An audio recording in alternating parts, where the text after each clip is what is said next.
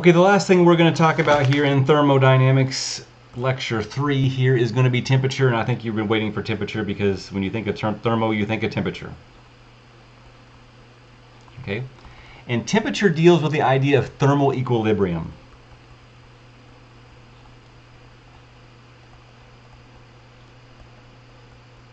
Thermal equilibrium is when substances in contact with one another exchange no heat.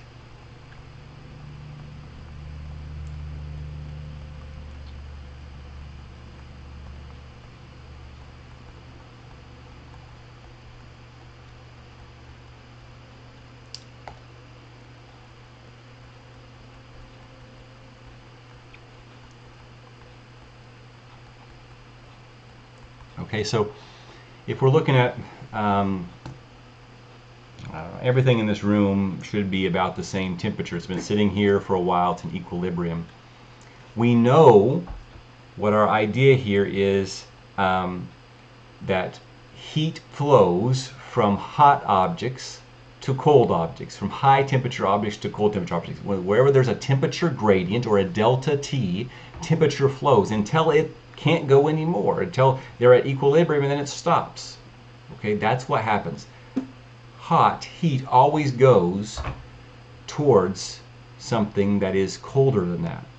So when people have told you your entire life hot air rises, they told me heat rises. Heat rises. Heat doesn't rise. Heat goes wherever it wants to go. Heat goes, I shouldn't say that either.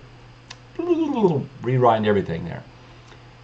Heat does not rise. Heat goes in the direction of delta T, where there's a decrease. Where there's a lower temperature, heat goes. Heat goes in that direction.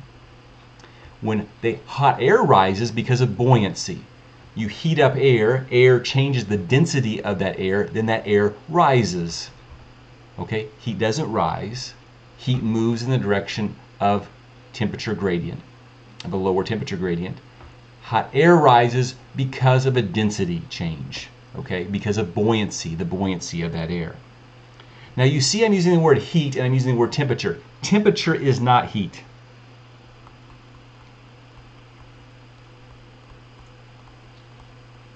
Does not equal heat. Okay, that is not the same. They're not the same things. Sometimes students want to do that. They want to say temperature and heat because the idea comes along, but they're not the same thing.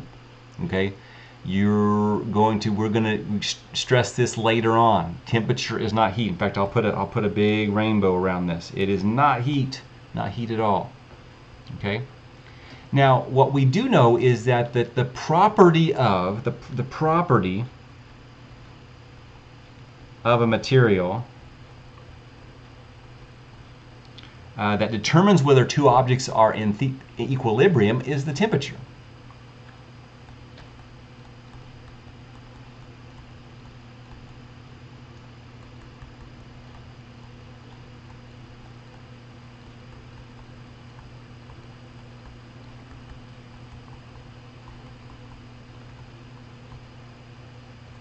Okay.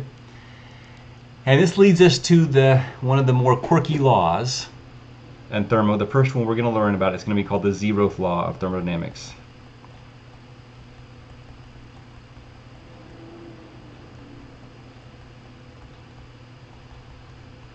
It was given to us in 1931. Why do you think we have a zeroth law? Why would you have a zeroth anything? That would probably because you had a first and a second and maybe a third, and then you thought, oh, but there's one that's more important than that we should probably put in front of everything, and oh, but we've already defined the first law and we've been using it for quite some time, and we've already defined the second law and we've been using it for quite some time. To supersede that, we're going to call it the zeroth law. It's like, oh damn, we need to put something out there, and the idea was this was so self-evident. Maybe does it really need a law? And then people said, well, yeah, I think it is. I think we do need to define that and say that. So this is the zeroth law of thermodynamics. The time the scientists realized we needed it, everything else, the first and second laws were well developed and already well used. We're saying it's of primary importance, but it also, they thought it was self-evident, but now we're telling it it's actually stated here. And what it says is, when two objects are in thermal equilibrium with the third,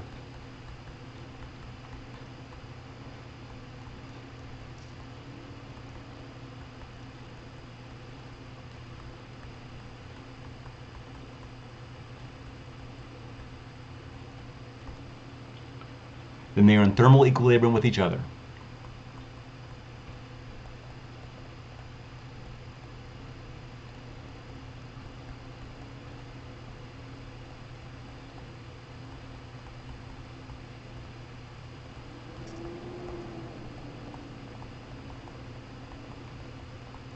Okay, what does that mean? Okay, look in your room that you're at. Look at the walls.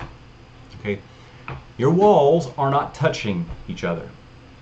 Okay, but you might want to figure out if they're in thermal equilibrium with each other. So what you would do is you would take a thermometer. I have an infrared thermometer here.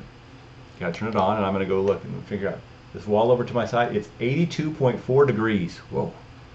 And this wall over here is 82.3 degrees. So they're basically the same temperature. Okay, if I said that let's just pretend that they're both at 82. If I said this wall was at 82 and this wall, you can't see my fingers, this wall is 82 and this wall is at 82, then I can say they are, if I put them together, will be in thermal equilibrium together. Okay, the third object is telling us that because we can't physically put them in the same room. The third object that usually we talk about is a thermometer of some sort. Okay, third ob is a thermometer, and we know that heat flows from high temperature objects to low temperature objects. Okay, so we're saying to ourselves, without measuring these, that these two walls would be in thermal equilibrium. If I was calling you, I'd call you up tonight and I'd say, find something in your room that is 72 degrees Fahrenheit. Okay, I would find something in my room that's 72 degrees Fahrenheit. We would measure it with a thermometer. And assuming that the thermometers were calibrated the same and they were the same thermometer, then I could say that maybe miles away that this object that I'm holding in my hand and the object that you're holding in your hand would be in thermal equilibrium. Okay. So this is our zeroth law. This defines the idea of temperature, of the flow of heat from hot to cold. Okay, and so we talk about thermometers. Lots of different kinds of thermometers. You're probably familiar with the alcohol and glass thermometer. And I will bring up some of those facts in class. I'll talk about some fun things about alcohol and glass thermometers and how the temperature scales were developed. But I do want to indicate that there are many different types of thermometers. The substance that changes inside a thermometer is called a thermometric substance. So the alcohol in glass or the mercury in a glass, that's the thermometric substance. So there's all types of different thermometers. Thermocouples, thermistors, radiation thermometers. Melissa and I, when we first had Jonah, we bought a thermometer, and I love this. I took this out of their user's manual. It says, why take it? It was a temporal artery thermometer. What you're seeing now, a lot of temporal artery thermometers, when people are trying to look for the coronavirus, they're measuring their temperature of that temporal artery. And this is what it says in the owner's manual. It says, the best place to measure the temperature is in the center of the heart. But this can only be done under a doctor's supervision. Yes, that's true. If a human being, let me just tell you this, if you came out of this class and said, you know, the best place to measure the temperature is the center of the heart, but this can only be done with a doctor's supervision. If you thought it couldn't be done with a doctor's supervision, you shouldn't have gone to Walmart and bought a temporal artery thermometer. I mean, that's just ridiculous. That's just ridiculous. But anyway, in their owner's manual, that's what they have to say. Okay? Temperature is also an intensive property. We're measuring at a point on your forehead, a point in the room. And we have to deal with different types of temperature scales. Let's talk about the temperature scales.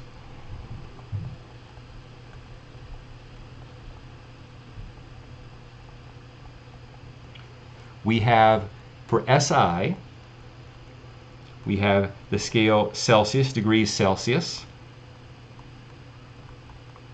And we have Kelvin. Now notice that Kelvin does not have a degree symbol in front of it, because in order to honor Lord Kelvin, we took that degree symbol off, and I don't know I forget what year it was. I probably have it here in my notes. Yes. I don't have it here. 1967. It was taken away as honor, to honor Kelvin. Okay, because that degree symbol just tainted that Kelvin beyond belief. Ridiculous. Ridiculous.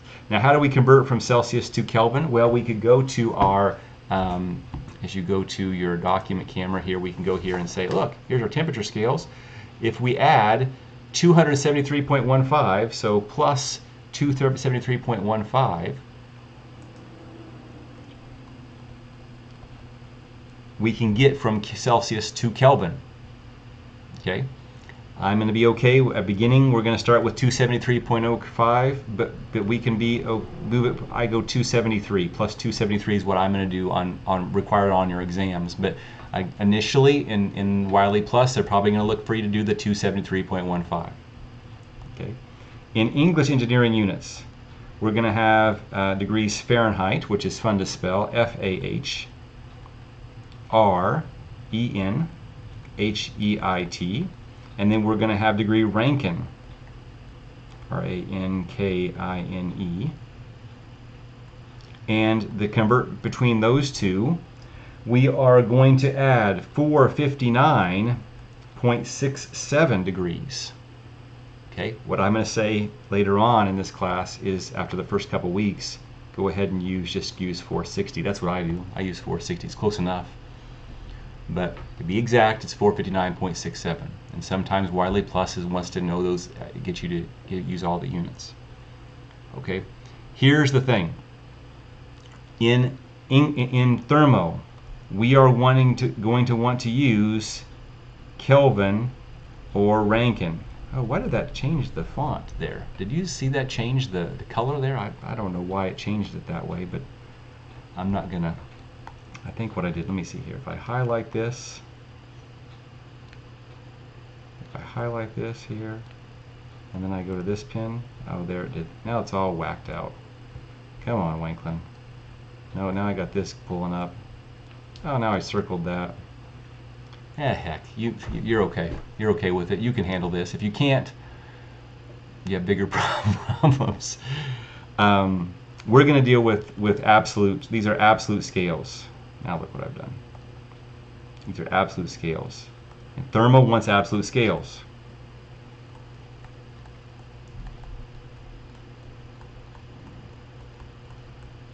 We want to measure things from absolute zero above. These Celsius and Fahrenheit scales, they have some zero that's helps us with in everyday life. But we want to deal with absolute scales. Just like absolute temperatures or absolute pressures, we want to use absolute temperatures. Okay? Now, we're going to talk about this more, but all the scales that we're talking about here are calibrated at the triple point of water. Triple point of water is where water exists as a solid, as a liquid, as a gas all together. That's where they're calibrated. That's how these scales were all created. But we have one last thing I want to talk to you about before I end this, and that is this, that the change in temperature of Celsius equals the change in temperature of Kelvin, and the change in temperature of Fahrenheit is equal to the change in temperature of Rankine. This is something that you should have in your back pocket. You should know this is the case. You should feel comfortable with this. If I told you to go run a kilometer for every degree Celsius the temperature went up, and told you to run a kilometer for every degree Kelvin the temperature went up, you would be running the same amount of kilometers. Okay, but just because we're scaled, they're just scaled by 273. Okay, delta C is equal to delta K. Delta F is equal to delta R. So the same thing happens here. Sometimes we're going to have units. They're going to be like this: watts per meter squared Kelvin. Okay. This is saying watts per Kelvin. That's going to be the same as watts per meter squared degree Celsius. Watts per degree Celsius. A degree Kelvin and a degree Celsius are the same step size. So having them in the denominator, per Kelvin, per Celsius, that's going to be 100% the same. Okay? So there we go. That's the lecture for today.